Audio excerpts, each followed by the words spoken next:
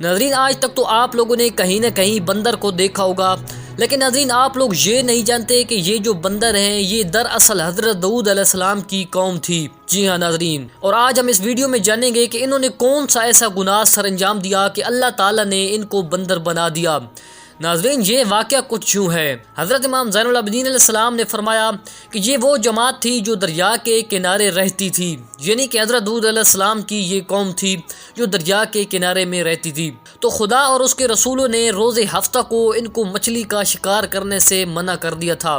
وہ اس لیے کہ مچھلیاں دریا میں کم پڑ گئی تھیں اور یہ شکار زیادہ کرنے لگے تھے۔ اب جب اللہ اور اس کے رسول نے ان کو ہفتے کے روز مچھلی کا شکار کرنے سے منع کیا، اب ان لوگوں نے ایک دیسی جگاڑ لگایا، وہ یہ کہ انہوں نے دریا کے قریب حوض بنائے اور دریا سے حوض تک نالیاں اور گڑھے تیار کیے تاکہ حوض میں مچھلیاں آ کر واپس نہ جا سکیں۔ ناظرین چونکہ ہفتے کے روز مچھلی کا شکار کرنے سے منع کیا گیا تھا، اسی لیے ہفتے کے روز مچھلیاں دریا میں بہت زیادہ ہوتی تھیں، تو ہفتے کے روز جب مچھلیاں امان الہی میں آ جاتی تھیں اور نالیوں اور سوراخوں کے ذریعے ان کے حوضوں اور تالابوں میں داخل ہو جاتی تھیں اور شام کے وقت چاہتی کہ دریا میں واپس چلی جائیں اور شکاریوں کے شر سے محفوظ ہو جائیں تو نہیں جا سکتی تھی، کیونکہ یہ قوم رات کو انہیں حوضوں میں قید کر لیتی تھی اور ہاتھوں سے بآسانی پکڑی جا سکتی تھی، اور اس گروہ کے لوگ اتوار کو جا کر ان مچھلیوں کو پکڑ لیتے تھے اور کہتے تھے کہ ہم نے تو ہفتے کو شکار نہیں کیا بلکہ ہم نے تو اتوار کو شکار کیا ہے،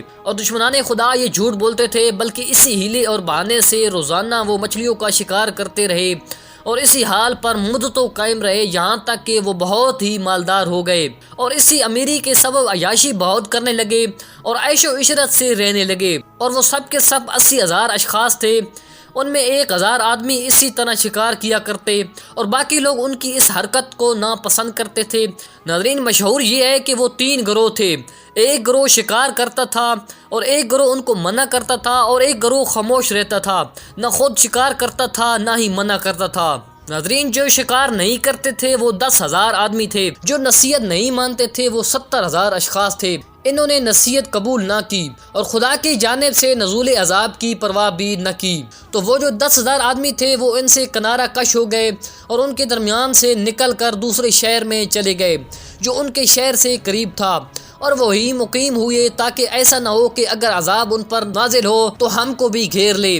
تو اسی وقت ان پر عذاب الہی نازل ہوا اور سب بندر بن گئے اور ان کے شہر کا دروازہ بند تھا اور کوئی باہر نہیں نکل سکتا تھا اور نہ ہی باہر سے کوئی شہر میں داخل ہو سکتا تھا۔ جب دوسرے شہر کے لوگوں نے یہ حال سنا تو آئے اور شہر کی دیواروں پر چڑھے تو دیکھا کہ ان کے مرد اور عورت سب بندر ہو گئے ہیں۔ پھر اس کے بعد شہر میں داخل ہوئے اور وہ لوگ بھی جو نصیحت کیا کرتے تھے شہر میں آئے اور اپنے دوستوں عزیزوں اور رشتہ داروں کے پاس پہنچے، پوچھتے تھے کہ تم فلاں ہو، تم فلاں ہو، تم فلاں ہو۔ یہ سن کر ان کی آنکھوں سے آنسو بہنے لگتے اور وہ سر ہلا کر اشارہ کرتے کہ ہاں ہم وہی ہیں۔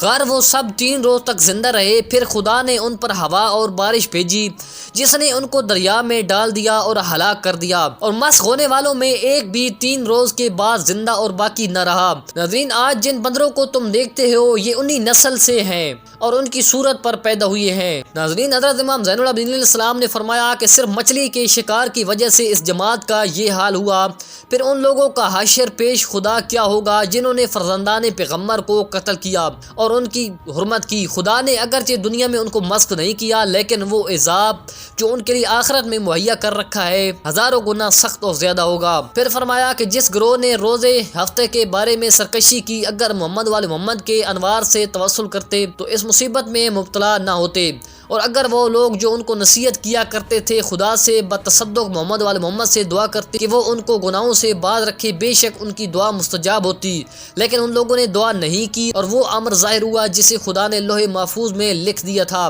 ناظرین ویڈیو کو ضرور لائک کر دیں اور چینل کو سبسکرائب کر لیں۔